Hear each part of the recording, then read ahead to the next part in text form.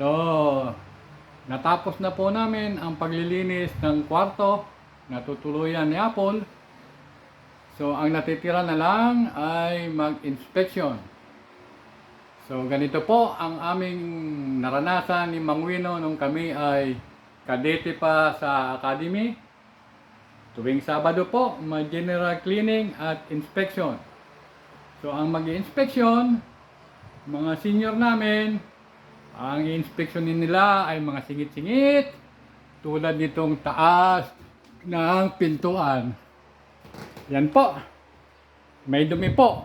So yung kadeting naka-assign dito ay bubukan niya ang kanyang bunganga at saka didilaan niya po.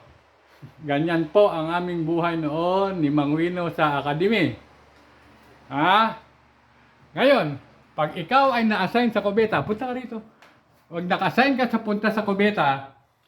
So, halimbawa dito, nag-inspection na yung aming senior sa kubeta.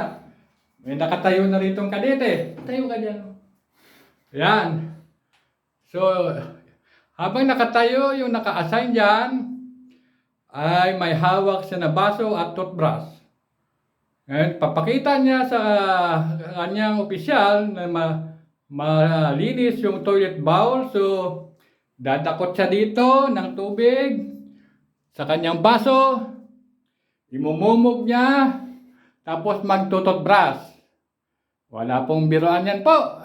Yan ang aming buhay ni Mang Wino noong kami ay kadete sa academy. Okay, pero ngayon, hindi naman tayo nasa academy. Wala na. Kami lang yon. Okay?